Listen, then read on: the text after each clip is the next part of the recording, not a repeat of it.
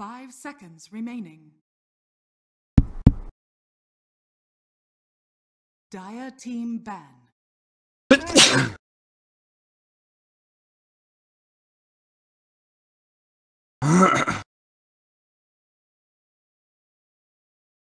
OG's turn to dire team ban.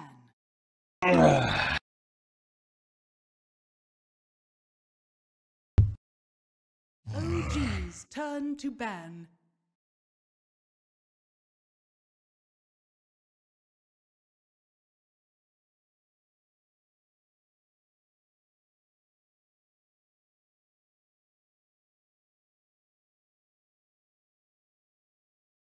Ten seconds remaining.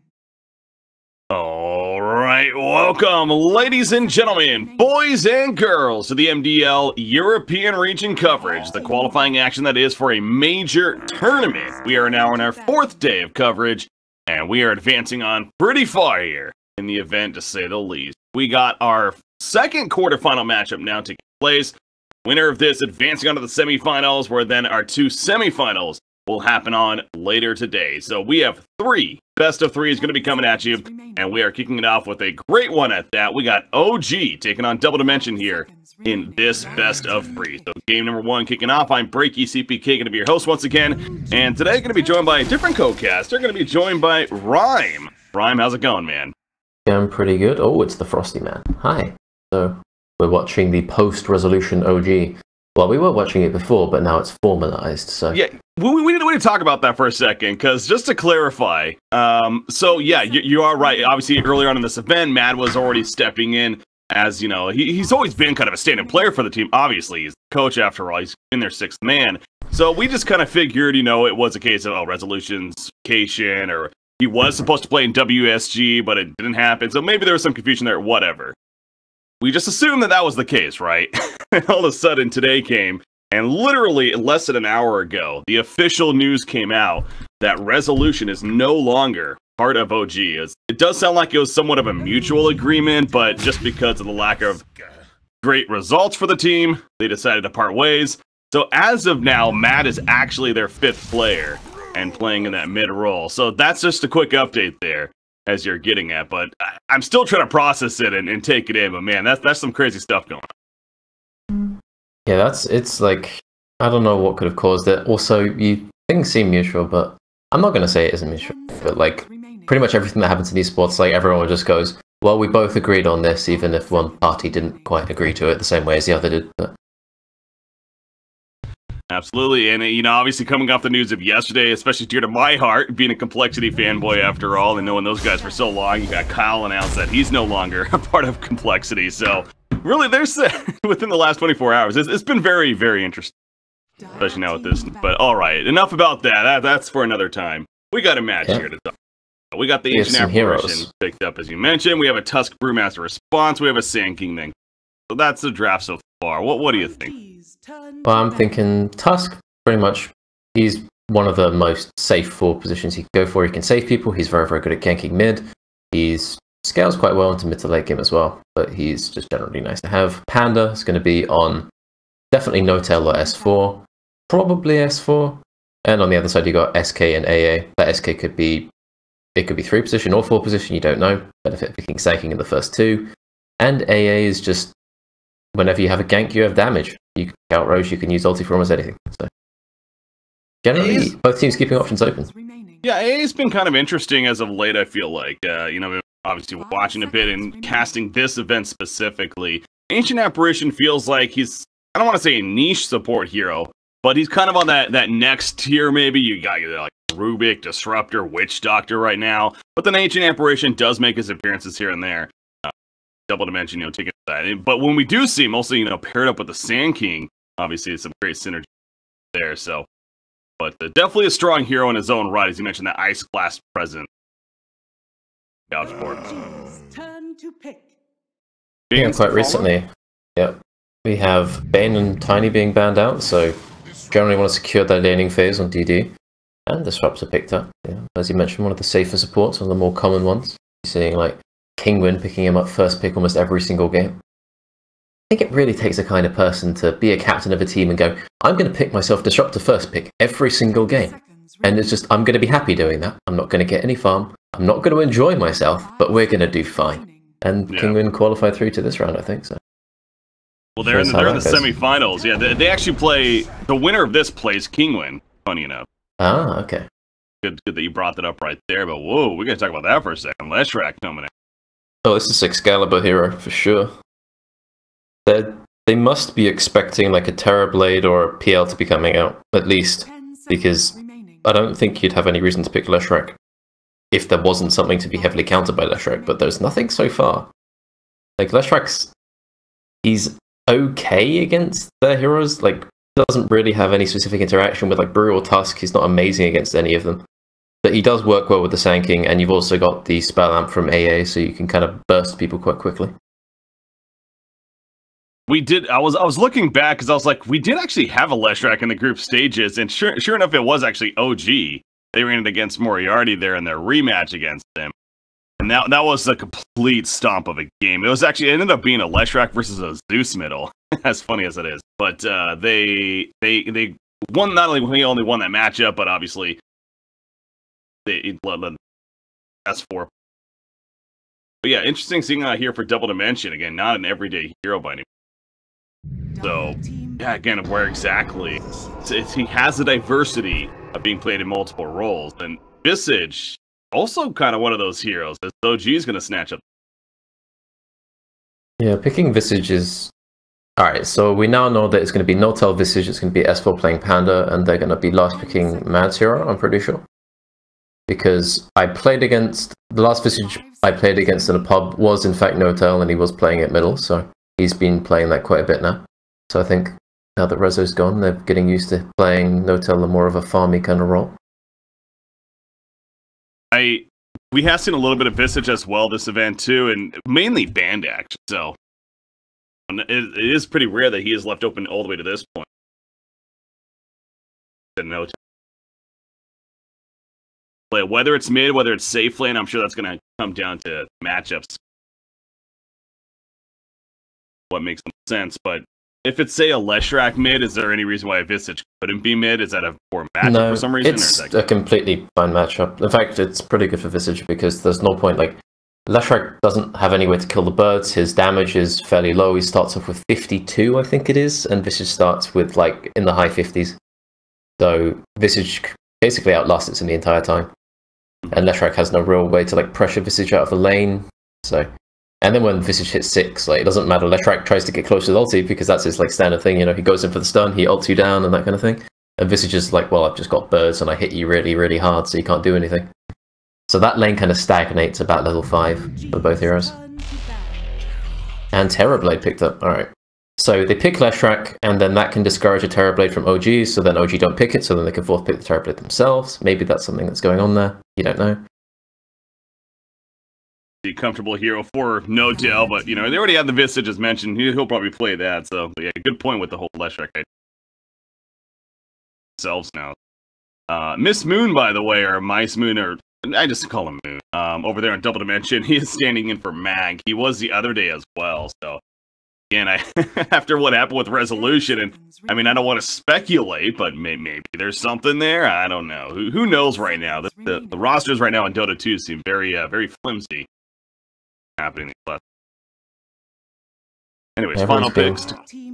Oh, Tinker last ban. Yeah, that's to be expected. If you have a Terrorblade, you want to ban out Tinker because Tinker is the strongest Galaxy Terrorblade in the entire game.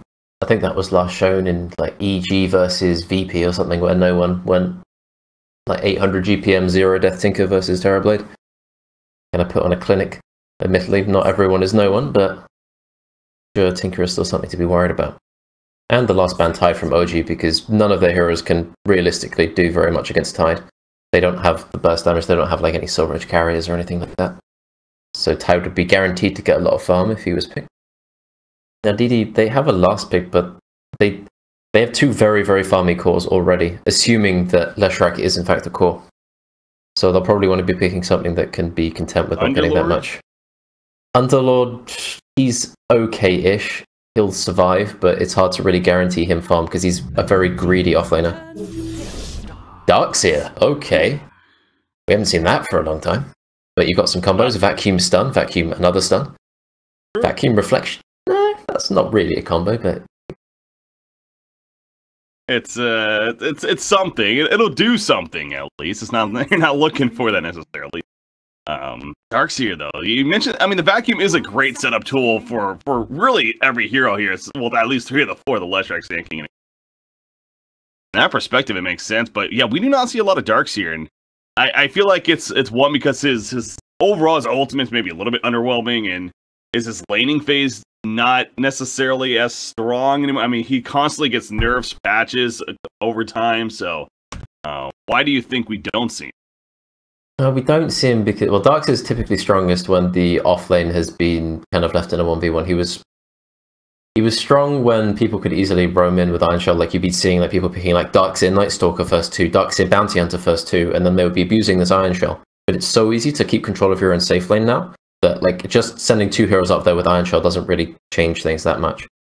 He's not guaranteed to get a lot of laning phase. If Darkseer has a terrible laning phase, then he has a terrible game because that hero needs to snowball. He needs to get like early, I don't know, Helm of the Dom or like a pipe or something like that and fight with the team. And that's the last pick, Luna into Terrorblade. Okay, so immediately this last pick, Luna to Terrorblade, means they need to end this game quickly because you don't want to be a Luna when the TB gets level 20. Like, that's the point where Luna's like, well, if I can't get away from the Terrorblade, then I'm just gonna die. Is it so the idea that you're going with is with like the reflection, right? And creating the images there, and basically Luna helps kill herself almost. Yeah, pretty much. It's like when you're playing Luna against Terrorblade, you pretty much need to go like Hurricane Pike to get away from him when he reflects, because otherwise you get slowed and mauled to death. And you need to...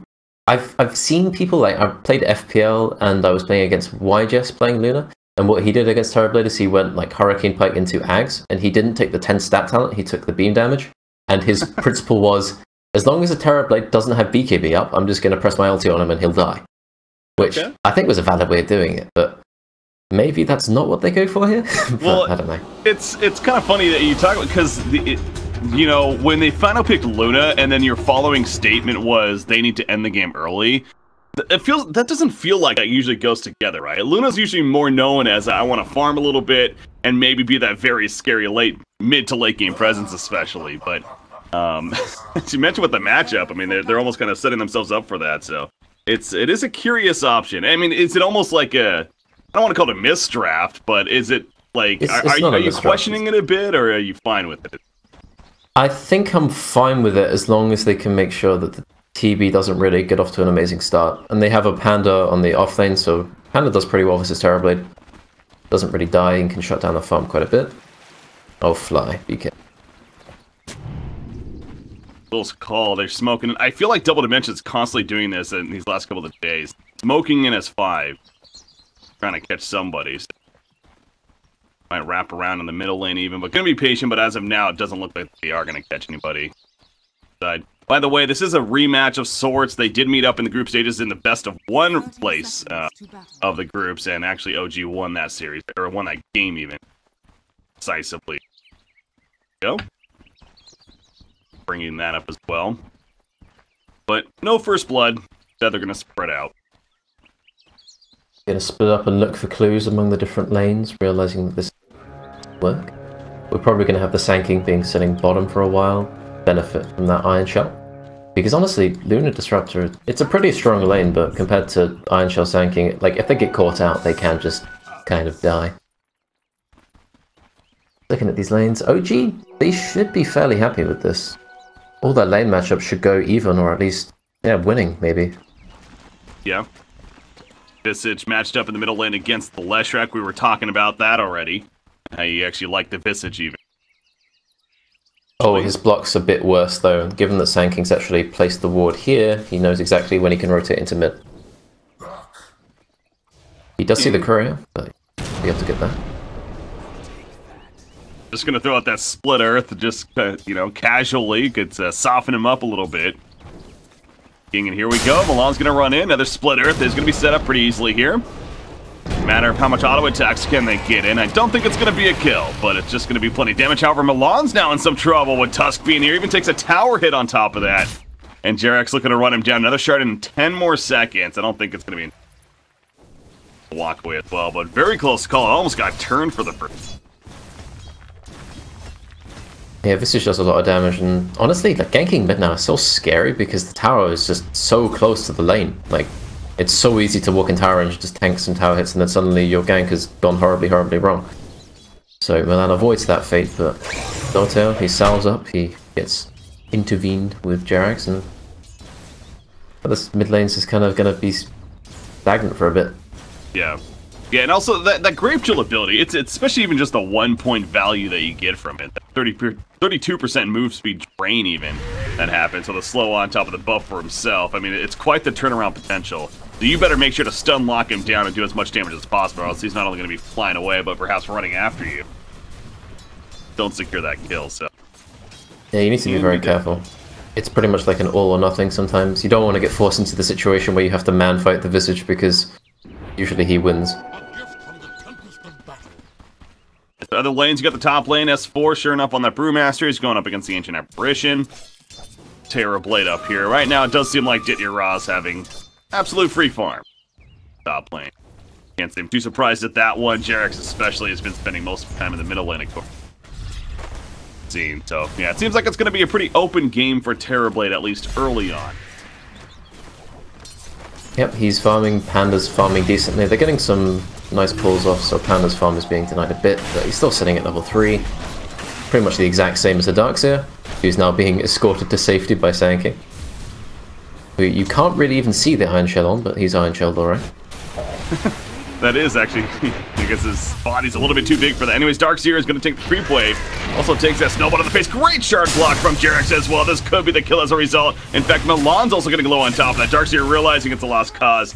He runs the other direction as a distraction. They're still going after Milan, though. The snowball's going to connect. Jerax making some key plays to really set up both of those kills in response. 2-0. Man, they presented this like half HP Luna as like some gift for the Sand King to go in, and he was like, oh, do I go for the stun? And then they quickly realized, oh god, we're actually all just gonna die. So then they had to run away, and by then it was too late.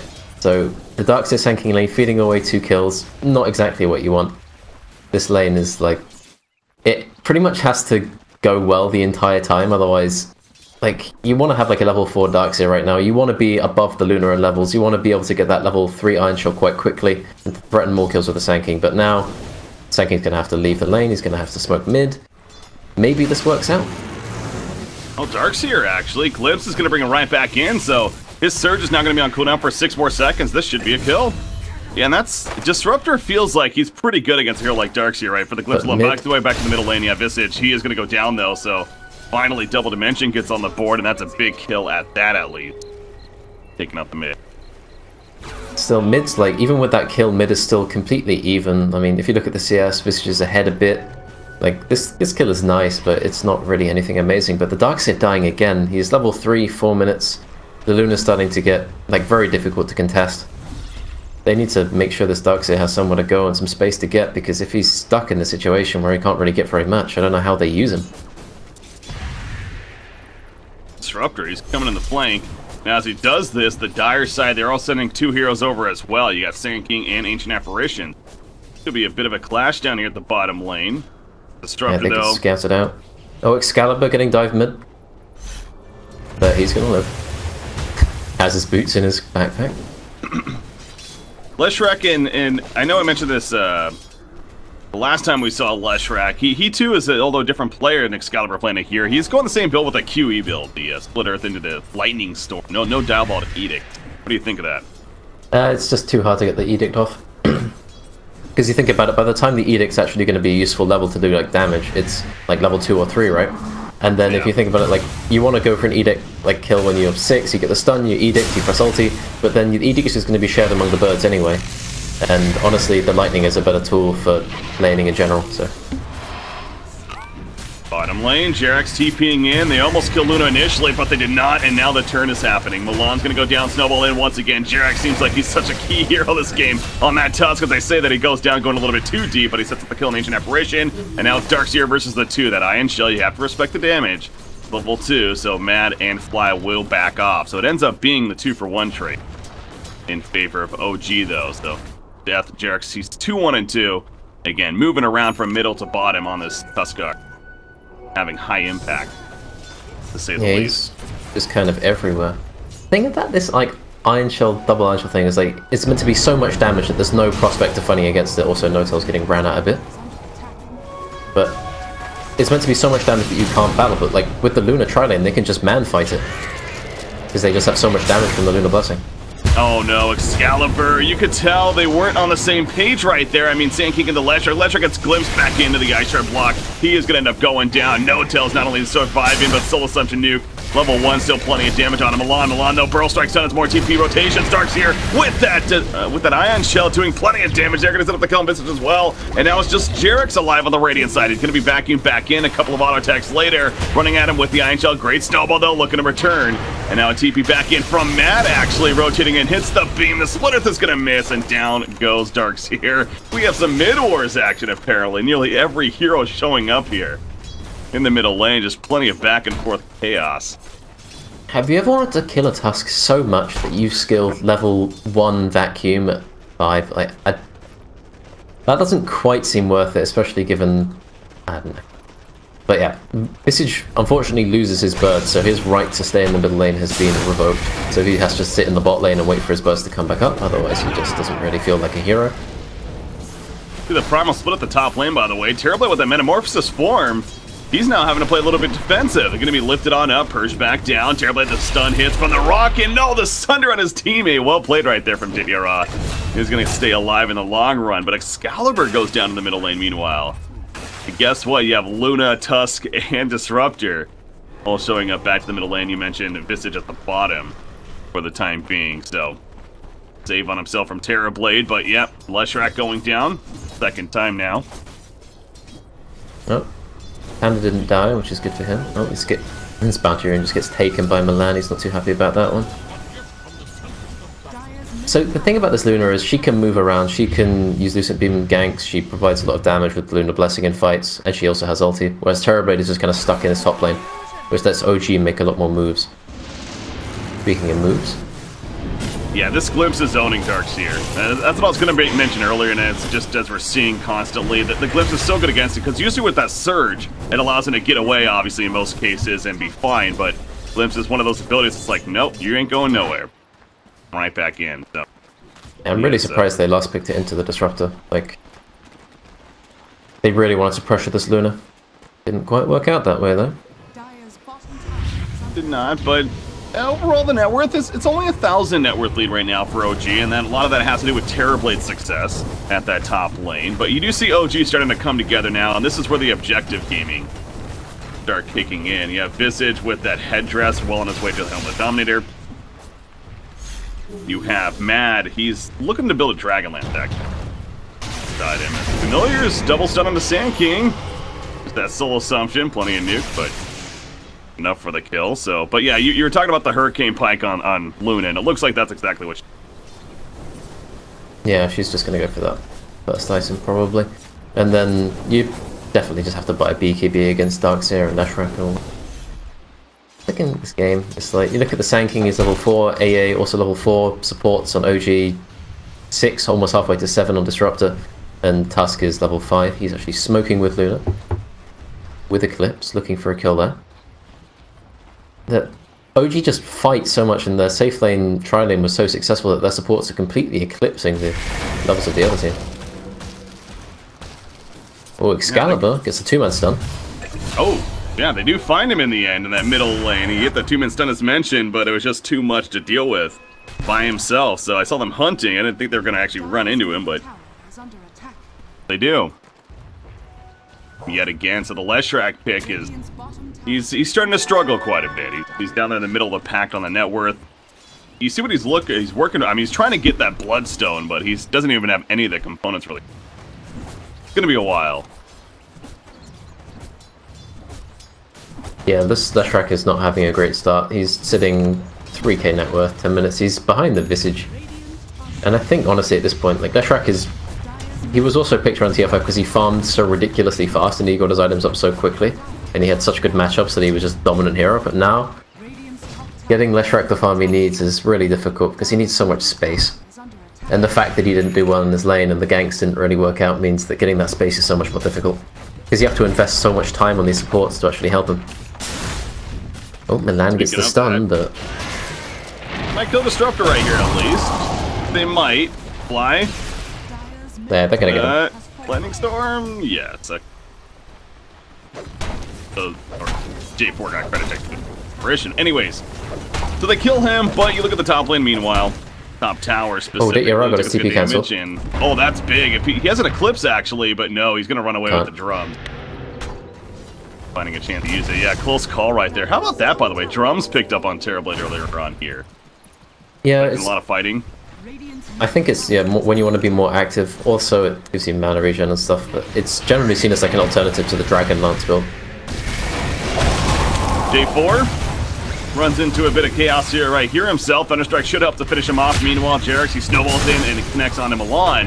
Looking to secure the kill onto him with Luna over here. Primal Split activated. J-Rod, great shard block onto the Terrorblade right there. He's going to be lifted up by Brewmaster, trying to buy some time for everyone else to get over here. Matt included on that Luna. Out comes the beam. Terrorblade's going to fall. Jarex is a Tuskar god. I mean, that goes without saying. He just does it time and time again. Darkseer's also going to fall. Double kill for S4. And now we see OG really kicking it in high gear. Game number 1. Yeah, they're just taking fights with this Panda. They have the Blink and they have Lunar ulti, which they hadn't actually used up until this point. They managed to get all of those fights beforehand without using the Eclipse. So yeah, they're really just taking the fight. And Terrorblades, he didn't have time to use meta, he didn't really have time to do anything. They can't really do that much at this point. And Excalibur misses the stun on Fly, and he'll have to just walk away in shame. Oh, S4 going back in. Now that might cost him his life. They set up the kill on Ancient Apparition though, and man, not much mana to work with, is not really deciding to stick around much longer. Telltale doing his best to run. We see that Grave Chill kicking in, so the speed is resolved with the Static Storm and trying to help things out. They do kill No-Tail though. Jarex now running as Shard Block on a Darkseer. Thunder comes out on a Mad. Mad nearly dying because of that, but he backs off before. So retreat time for OG. They do lose a couple though, Visage and the Brewmaster, so a little bit of fight from Double Dimension. That actually works out all right for them. Yeah, they need to be really careful on OG. Handing kills to this Terrorblade is something you really can't afford to be doing. Because Terrorblade is the kind of hero where, especially the matchups in this game, he will win the game. Like, he will just straight up murder you when he hits like level 20, when he starts getting really far ahead. So giving him anything is difficult to deal with. So OG need to be careful about that kind of stuff, because it feels fine. It goes like, okay guys, we got some objectives, we killed some heroes, or we only lost 1 or 2 heroes there, it's not so bad, we can still farm. But it's like, give away so much. Look at Luna, by the way. How about this? Yeah, you were talking about the potential, like, could be something. Well... honestly, I think it is the way to go. They have the physical damage, they have Panda for some teamfight presence as well, they have ability to hit buildings. Like, they don't need Luna to do like the typical Luna things, she just needs to win teamfights for them. And Aghanims is usually the build to do that. Plus, you just really can't play the normal Luna against Terrorblade. It's so awful. So that means the illusions themselves also aren't going to be as strong. But yeah, it is an interesting idea, and it really does make sense as you know, this does take me back though to, it was what, the Boston Major, I want to say, where we did see the whole Luna Ags build in a couple of the games, and I believe from OG actually, if I'm not mistaken. And just remember, for whatever reason, that's kind of just having flashbacks to them. Definitely a setup here that could work pretty well. So the idea though too is, just to be clear, you want to put the Eclipse on Terrorblade most likely itself, or? Yeah, you just want to make sure, well, you just use it for whatever benefits you the most in the team fight, but that will usually be just obliterating the Terrorblade. Because if you play a Luna normally, and you do the normal build, you get your Butterfly, you get your Manta style, you eventually just become a liability in teamfights because you just kill yourself so quickly on the reflection. So having your most farmed hero turn into a liability in a teamfight late game is just not something you want to deal with, so they just want to keep this power curve going. So Luna's been strong in the early game, and with this Axe, she'll continue to be just as useful, if not more useful, into the mid to late game. So yeah, just keeping your strengths your strengths. When Shadow Demon, I believe it was, the support, you know, obviously was very popular too in that combination, so I think it might have been on the other side. So the same ideas you're getting at. The liability goes. Roshan? Again, it's a Rosh. Going for it, but... Jarex is sitting here waiting to break the smoke. they're going to break it. Will they be able to react in time? There we go. J4 is exposed, and here comes the reaction. Shard block, at least pathing a little bit.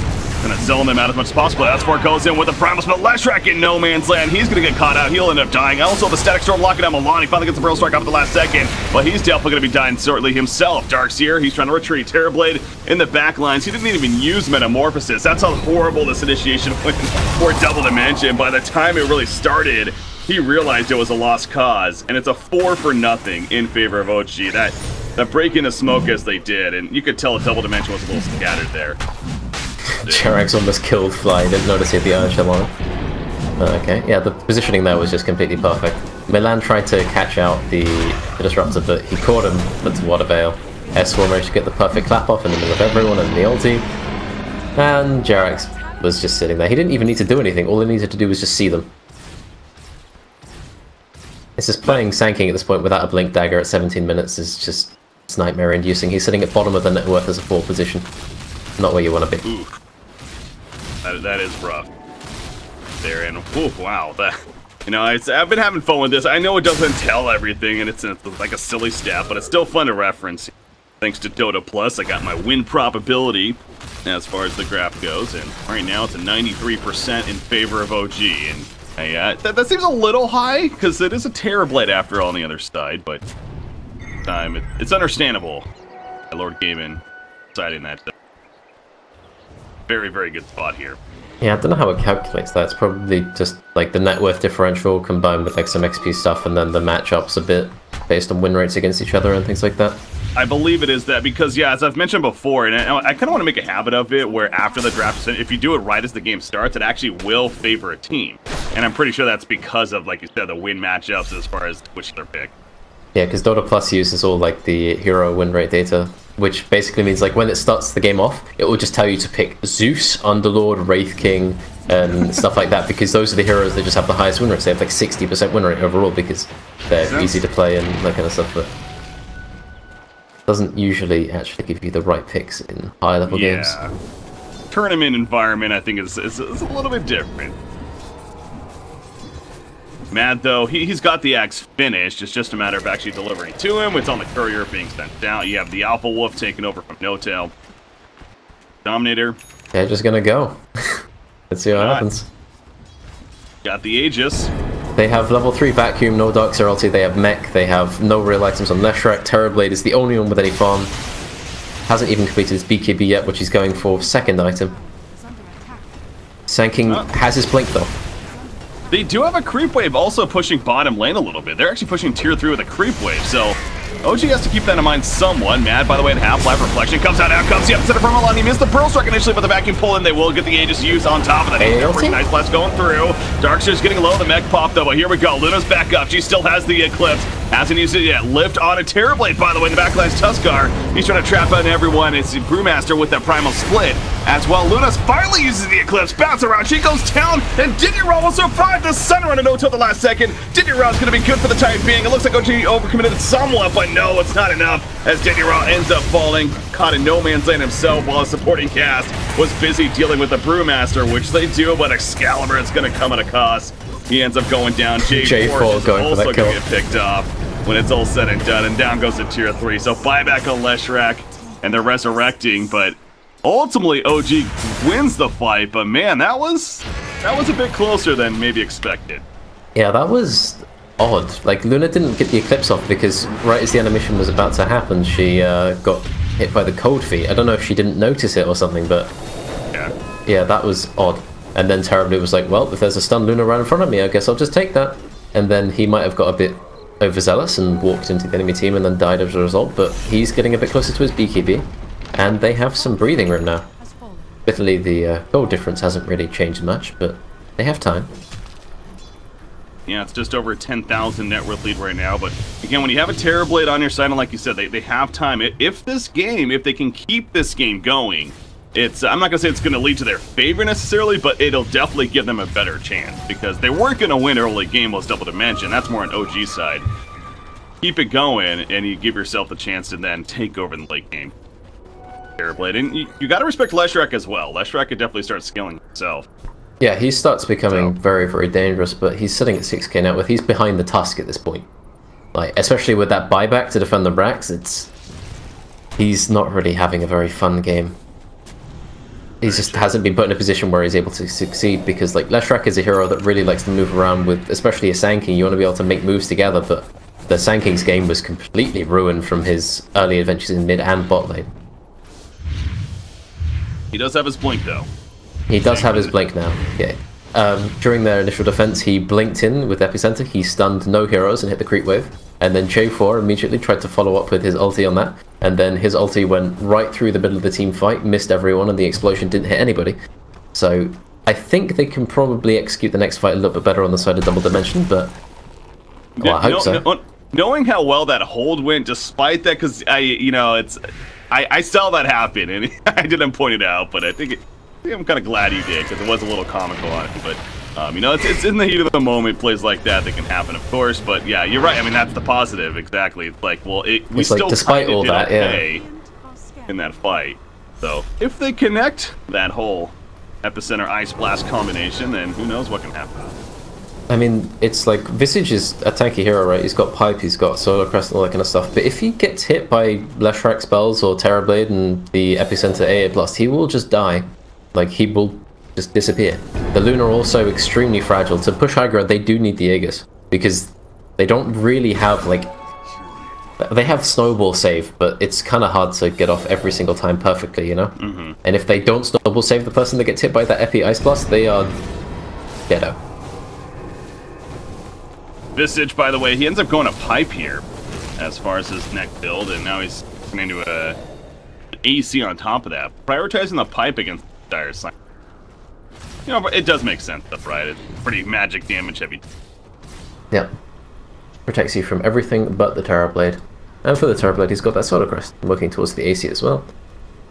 The thing about this kind of lineup dealing with Terrorblade is you just have to survive the Metamorphosis right-clicks long enough to get out of range. And once you're out of range, they really don't have that much to make sure he can kill you. Like, this Terrorblade will not be able to chase away from his own high ground, provided that all of OG aren't dead. You know, even with the BKB, like, it's still scary to leave your base. And that's how Double Dimension want to fight. They will try and avoid fighting anywhere other than their own high ground. And with items like AC and Solar Crest, you can just stay alive. That's the idea, at least, but, key moment on the other side. The Bloodstone, again, finished on Leshrac now, so it has those 14 charges. See if it goes up or down from here, but they're going to trade Tier 1 towers, meanwhile. And as long as they're trading towers like that, I feel like Double Dimension can be overall fairly happy. The outcome. The base is a different story, though. That they need to defend. Yeah, trading your base for a Tier 2 or Tier 3 is not really what you want to be doing, but they want to get this tower and maybe get Terrorblade towards his Manta style, because he should be very close to that. Huskar just busy killing couriers, though, in the meantime, and... God, he's fun. Yeah, Lotus Orb. Like, all of a sudden, on And Blink as well now, so they have that Blink Snowball save, which is really, really important. Can't really overstress that enough. You know, an item that is really good against Terrorblade as well is that, and we don't see a lot, but is that Crimson Guard. So I wonder if OG is going to look to potentially pick that up maybe on S4, who, by the way, just finished his Radiance. I don't think they're going to be going for a Crimson Guard, simply because they don't really have any hero that naturally builds it. Also, Excalibur's going to be caught immediately.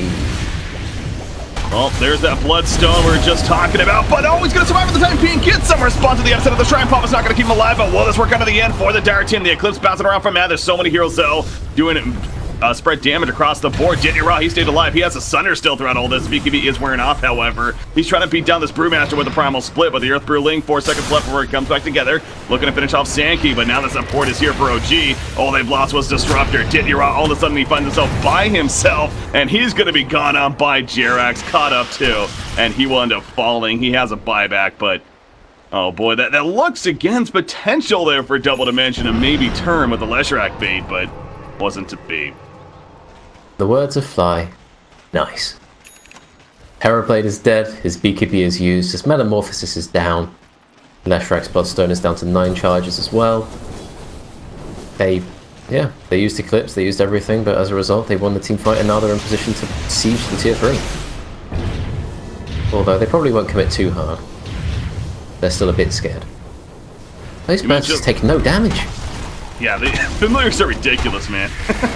They're doing some decent damage to the tower. They're going to ultimately go under and recuperate here as Darkseer is gone on. He has that wall. We'll just put it down and hope for the best, and the best is not really looking too good, unfortunately. Excalibur is also going to get picked up. He's slowing down this whole time with that ultimate of the Pulse Nova active, but it doesn't matter. You see Terrorblade just resurrecting, but of course the damage is already done with the Tier 3 tower going down again. They're going for the racks, but did they stick around too long? He doesn't have the Metamorphosis form, though. Terrorblade not as scary. Pops the PKP, however, just starts running at people. Static Storm, Kinetic Field, trying to block the best they can. They do lose off to the side. Sankey with a dieback. J4 still alive. No, they're going to run after him, and he too will go down. Ultra kill for No-Tail, apparently. He wants the rampage.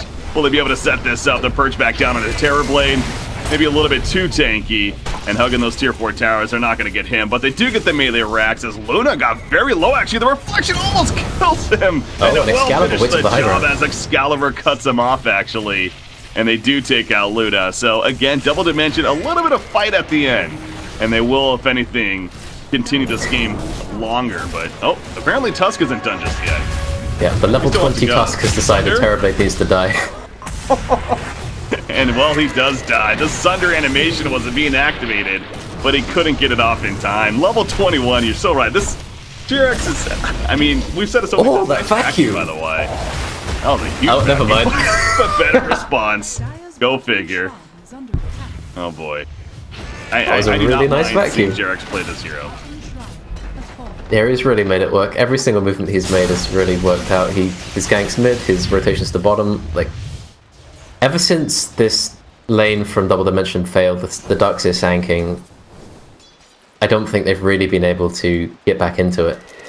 Like, they've had glimmers of hope with Terrorblade getting some kills in mid lane and things like that, but I think it's just the early support level difference that's made it so that these repeated fights from OG are just so easy for them, you know? And this graph really suggests how steady of a rise it's been for OG. This is just a comfortable, they've been steadily progressing throughout this game. We're up to 20,000 net worth lead now. The win percentage chance is now 99%, and it's basically been the 90 plus for a good chunk of this game, safe to say. So, yeah, it's they're going to go for the second Roshan just to help them try to maybe secure, eventually pushing into the base. Yeah. Okay, Vegas now. They are almost ready to go. I don't know if they're waiting for anything. They have the BKB on Panda. They have the... Well, they have the pretty much everything. They have the AC. They have 4 stuff on Disruptor. They've got Blink, Lotus Orb ready on Tusk. So any initiation from Double Dimension is going to be very difficult indeed. Terrorblade, he has a Blink Dagger. He got, I mean, this is a recovering Terrorblade. Not your... I mean, not that Blink's a bad item pick, but you just look at his items right now at 29 minutes in, it's definitely not what you'd want to see. Yeah, it's not ideal. It's not exactly like the Butterfly, BKB, Hurricane Pike kind of thing you would want. Well, having that 30 minutes would probably be a bit ambitious, but you'd still want it, right? No-Tail just sieging.